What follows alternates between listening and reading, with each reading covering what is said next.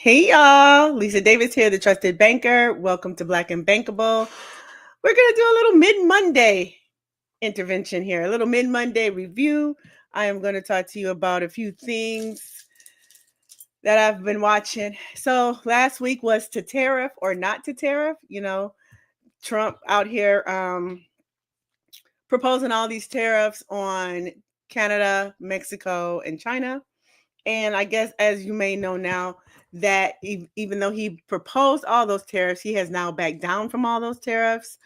And kind of what that feeling has set for how we look in in the public eye, because he has backed down on now everything that he said he was going to do as far as the tariffs are concerned, right? And so we have a message here from Canada. The new Prime Minister, Pierre Poilievre, has left a nice message for Trump. I want to play that just to kick everything off and say, Happy Monday.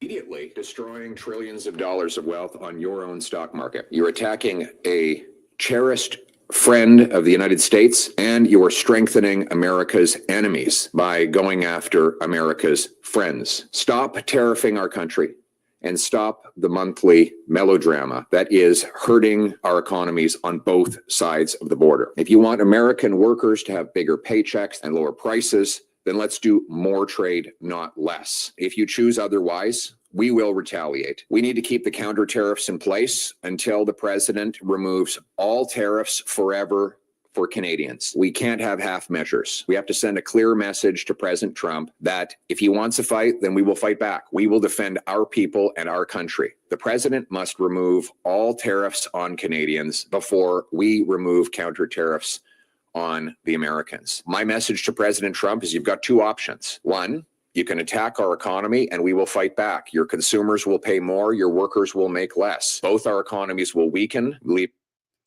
Most immediately. So I didn't get the other half of the other part, but it was put up or shut up, basically. That's what he was saying. Put up or shut up. Now, that's a very strong message, and that's the new prime minister that came in to take oh my goodness, I can't remember his name right now, but the other prime minister that just left office. So yeah, that's a very strong message and I love it. However, I am currently in, I don't know if it's Trump territory or what, but I am in Michigan, and so Canada has also given us a warning that they're going to tax us here. So I have that article if I can pull it up. Canada, yeah.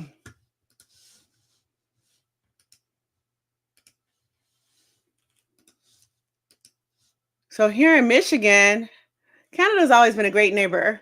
Here in Michigan, Canada slaps electricity tariffs on New York, Minnesota, and Michigan.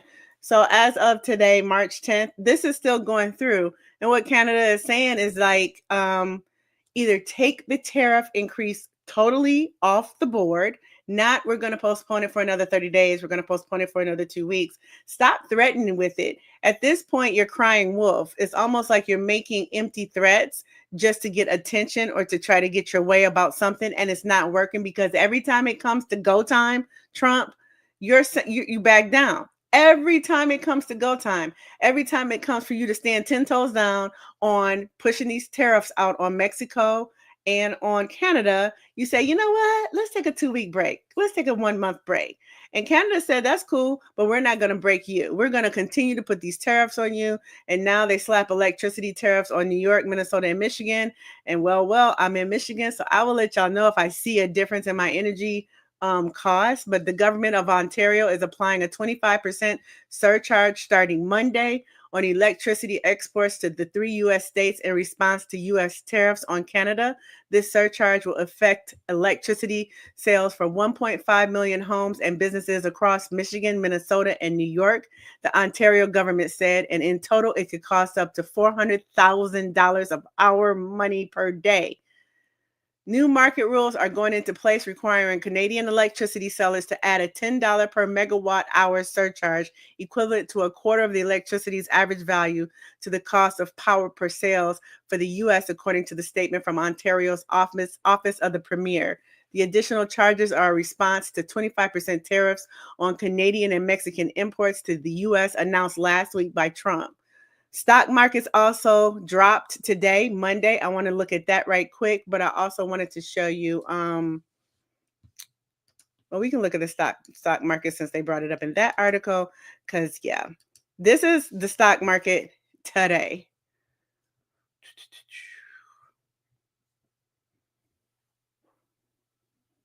Well, we know the Dow has dropped. I got to pull it up, though. I want to show it to you because I love a good visual. I absolutely love a good visual.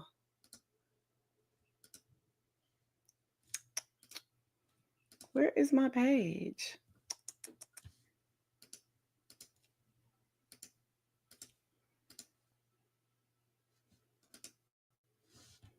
There we go. It's so pretty and red. This is our stock market today. All this red means we are losing. All the stocks are dumping, not dumping, but stocks are going down. People are dumping their stocks because of the impending recession that they are saying that we're probably going to be experiencing within the next 12 months based on all the decisions that Trump has made. This is our stock market. This is what it looks like today. All that pretty red. I love a good visual. So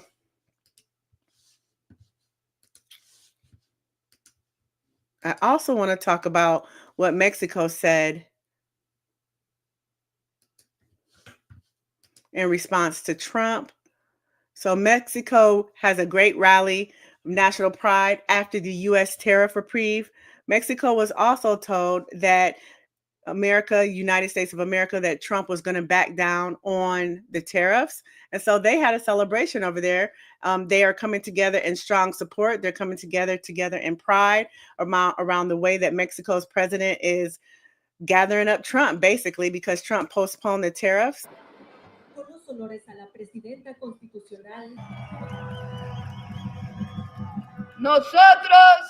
We are not extremists, but we are clear that there are some unalienable principles. We can't give up our sovereignty. Our people cannot be affected by decisions made by foreign governments or hegemonies. In this case, we'll act immediately.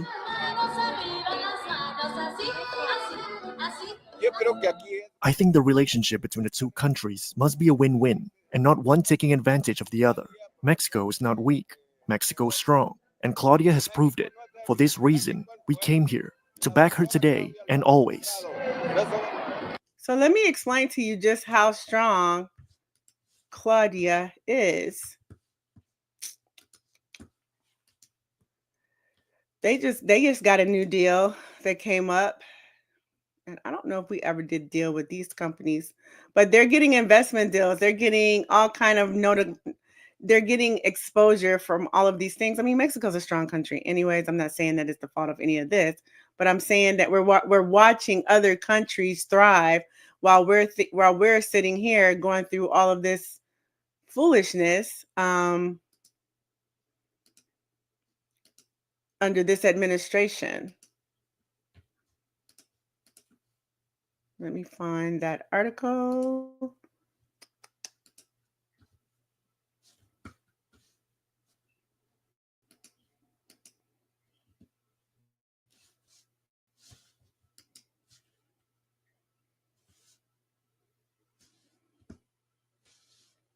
So if you see this says Amazon's, let me see if you can see this.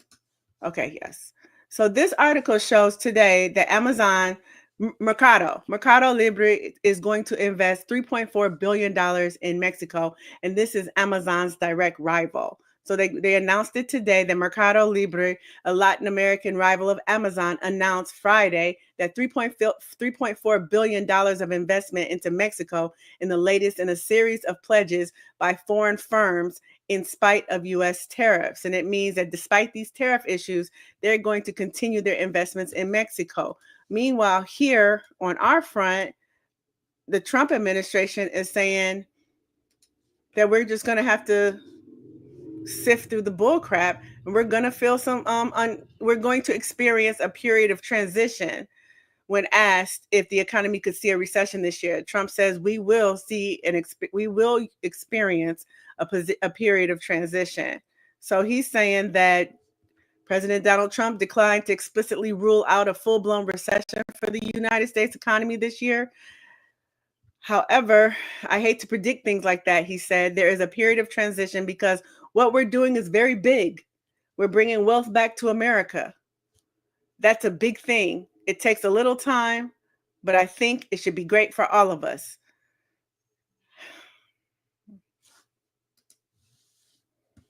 I wish we had somebody that had bigger vocabulary to speak for us. And then also in the meanwhile, over the weekend,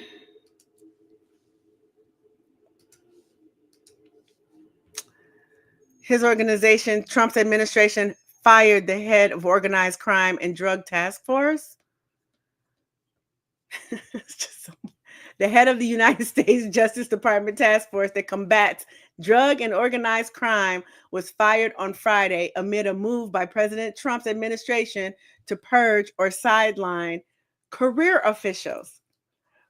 You know, while he's out here making all these enemies and stirring all this noise and bringing all this exposure to how actually very vulnerable and weak our government is right now, he goes out and fires the career individuals that combat drugs and organized crimes for this country, the head of it, right?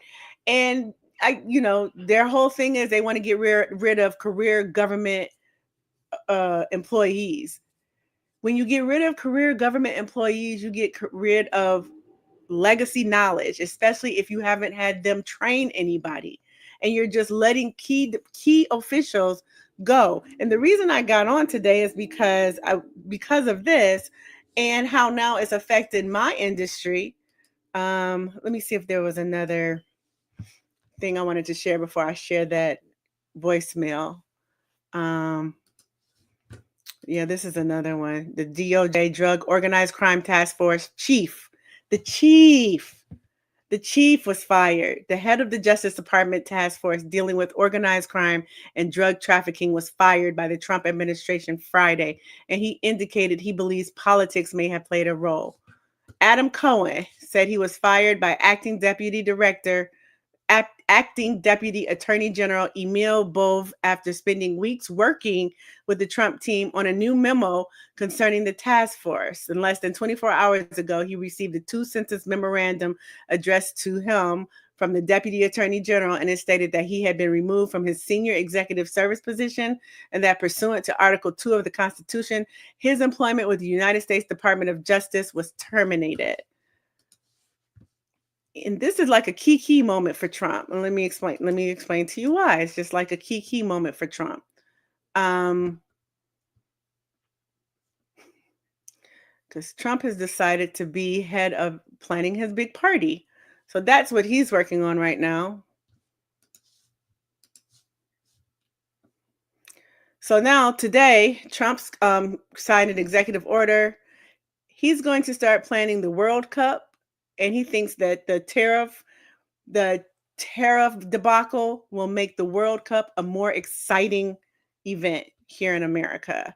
Trump has imposed tariffs and tax charges charged on goods imported from other countries on the United States to our two neighbors. Asked how he saw the World Cup playing out, given the current trade situation between the three nations, Trump said, "I think it's going to make it more exciting. Tensions is a good thing. I think it makes it more exciting." That's his answer. I think it's very not inconsiderate, but unprofessional of him. So I think Trump said,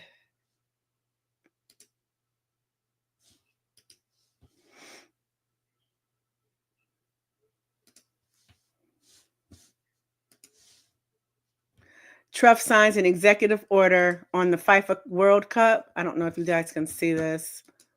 Yeah, you can. Trump signs an executive order on the FAFO World Cup. to announce the establishment of the FIFA World Cup Task Force with FIFA President Gianni Infantino. The 2026 World Cup and the 2025 World Cup will be played in North America for the first time. And Trump's excited about planning the party, and he's assigned himself as the lead person for the party. But this is another reason why I thought it would be important to talk about the impacts of what's going on. I look at the money costs. I look at how it's affecting our economy, how it's going to affect the people, how it's going to affect our work. And I normally put on small conferences, local conferences, and workshops in my area for housing, small business, and things like that. And so today I was calling my contact up at the USDA rule because they provide 100% financing to buy homes in certain areas. And this is the message. In its entirety. You're currently experiencing a large volume of calls. Expect 5 to 7 business days for a return call. Please do not call multiple times. It slows us down. Our office provides mortgages to purchase homes in rural areas or loans or grants to repair homes in rural areas. You can check an address for eligibility by searching the internet under USDA RD eligibility map. We are processing applications on an ongoing basis. However, the current wait time for funding is approximately 10 months. 10 months. People use that resource to buy homes, especially low-income people. The first thing is 5 to 7 business days just to possibly get a call back, which means 2 to 3 weeks. And then for people that we used to refer over to the USDA to get the to get approved for a mortgage and get funded for a mortgage, it could take 10 months now. This is the results. This is the FAFO moment. And poor Cheryl, well, I don't know if I should say her name, but she's no longer with the company. So this is the voicemail. And I could tell by her voice, she's, we're all passionate about the work that we do in this industry. We're passionate about helping people. We're passionate about providing resources and making sure that people get, the things that they need in order to increase or improve their livelihood, their housing situation, if they're trying to get a job or if they're trying to start a business. This is the work that we do. And I could hear it in her voice because she had no idea. She's been on all the meetings. We meet all the time for the last 2 years. We put on all these events for housing, for low-income housing, for low-income buyers, and for Section 8 voucher recipients. And I could just hear it in her voice how sad she was. She was just on the last meeting. And it's almost like not only are people doing their jobs, they don't know when they're going to get fired. This is a result of this administration. And now people that used to be able to go there, and because USDA gives 100% funding plus closing costs, low-income people in rural areas can purchase homes. Low-income people in rural and agricultural areas, and in some pockets of urban areas, because USDA is not just always rural. They have a map where you can look up different addresses to find out if this area qualifies. And in some places, even in the county, in urban city counties, you might find some specific little plots where you can get 100% financing to purchase a home. That's a huge benefit for somebody that is low income, on fixed income, first time home buyer. And so to hear now it's going to take 10 months. 10 months to get funding, and I don't have a contact. Now. So we have our upcoming conference coming up, and I got to try to find somebody by April 7th to put in this person's place. But this is the result of this administration. This is the result. In Michigan, we're about to get taxed excruciating more dollars for our energy. And in Michigan, it's cold. In Michigan, it's still cold, right? It goes down to 30 degrees at night. And so because of the decisions that Trump made, we're going to have our electricity cost more. We've lost our resources as far as providing 100% financing and down payment assistance to low and moderate income buyers. And I don't even know what's going on yet for the small businesses. And the Dow Jones is down. The stock market is down. The rich people are dumping their stocks. Farmers are losing their properties. And don't think that when farmers start to lose their properties, all of these all of these big businesses, these investment firms, I think we talked about it the other day, but I will pull it back up. They have liquidated, right? So a lot of the big places have liquidated. So let's see who has the highest cash on hand. These are the companies with the most cash on hand. First up is Berkshire Hathaway. Berkshire Hathaway is always buying up stuff. Berkshire Hathaway is an investment company. He has liquidated, and Warren Buffett. He's now sitting on $334 billion of liquid cash. Don't think that when these farmers go out, or these people start losing their homes, people start losing their strip malls, people start losing their businesses, the real estate, the buildings, the real estate, and the land. Don't think that Berkshire, Amazon, Google, Meta, Charles Schwab, Microsoft, the ones that are sitting on all this cash, are not going to go out there and invest, whether they invest directly or they invest into an entity that invest directly. These dollars are going to come out, because this is what they did the last time, which is why rents went up. When we had our last, when Trump was in office before, actually the pandemic, that's when we had a lot of big corporations or big investment firms, hedge companies, investment firms, go out and purchase up rental stock. Now, rental stock, instead of being privately held or privately owned, they're owned by big conglomerates. And so they increase the rents. They have property management companies. They don't provide a lot of help for a lot of people that are renting their properties. And we have seen that rents are skyrocketing. Same thing with single family homes. If they get into that, if there's properties that come available, they'll go out and they'll buy all of those. Because when we go into a recession, and for Trump to say, when we go into a recession, people lose their homes, their businesses, and their cars. Let me finish that thought. People lose their homes, their businesses, and cars. And for Trump to think that, we have news that is reporting that, oh, don't worry, we won't go into recession.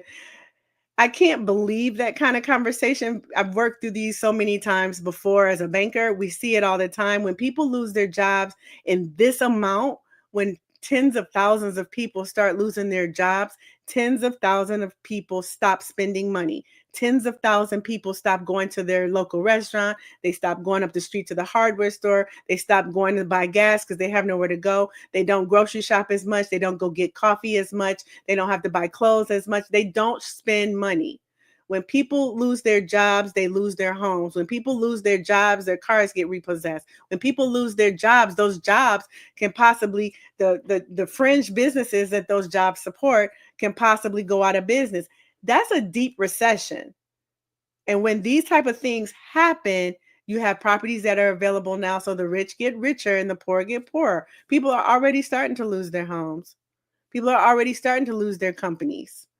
We have too many people so when I see the news that's saying Donald Trump doesn't believe we'll go into a recession, or Donald Trump believes it might be hard for a little while, but it'll get better. It'll get better. We have to go through some things before we can get to the other side. Where is that? It's just his attitude towards it is one thing, but just hearing people that are losing their jobs, and I'm knowing however many times that I've gone through this, I've not seen it done purposefully. So this is a little bit different. Like this, I feel like he's just doing this purposefully. But to say that Trump says the U.S. will experience a period of transition when asked if this economy could see a recession this year, I think that's a little heartless. I think he's not thinking through he's not. I know he's not. So, you know what I'm saying? I don't even need to go into that. But yeah, yeah. So hopefully people start calling their representative on both sides. Hopefully people start calling their representative. I don't know, the fallout seems to be rural America is catching the most grief. I don't know how this is playing out. Let me know if you see it playing out in your city, if in your neighborhoods. But it seems like it's happening. Everything that I've seen be impactful is happening in rural America. So I don't know, but these are my thoughts. This is what I'm seeing based on the money situation, based on the finances, based on the economy, based on the jobs, based on the market, based on what Trump's doing, and based on being in Michigan. I don't like the game he's playing with the give the tariffs away, then give them back, and send them out, then give them back. It's like a childhood game with him.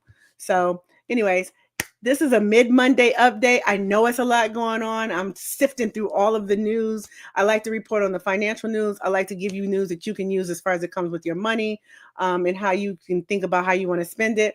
I'm liquidating cash as well. I'm thinking about investing in real estate property because I do know people are going to lose their home. And this time I want to buy investment properties like in nicer neighborhoods and where I live. So yeah, I'm cashing out and I'm selling some other rental properties in the city and looking at other opportunities because they're going to be there. I hate to, it is what it is. And so while I'm watching what rich folks are doing, I'm mimicking their moves at a little lower level. So yeah, get your monies together. If you can cash out if you understand how your 401k works, talk to the people that manages your 401k, talk to your rep. You should have a rep that you can contact. Today is not the day to make any moves because everything has tumbled, but today is the day to call the rep at your company, find out who's managing your 401ks, and talk to them so that you can understand what their strategy is for your money, so that people's 401ks, last time this happened, a lot of people lost a lot of money in their 401k. You want to be proactive. You want to start moving your money when it's the right time so that you don't take a big loss, and get kind of accustomed to understanding what you have invested in. There's other things that have, so that's one of the moves that I would take if I was working a job and I had a 401k, because I hate to see people lose their money. But yeah, my name is Lisa Davis. I am the Trusted Banker, and I will talk to you guys later. Hope you have a great Monday. I'll be back on as I find more things to talk about financially, but have a good day. Talk to you later. Bye.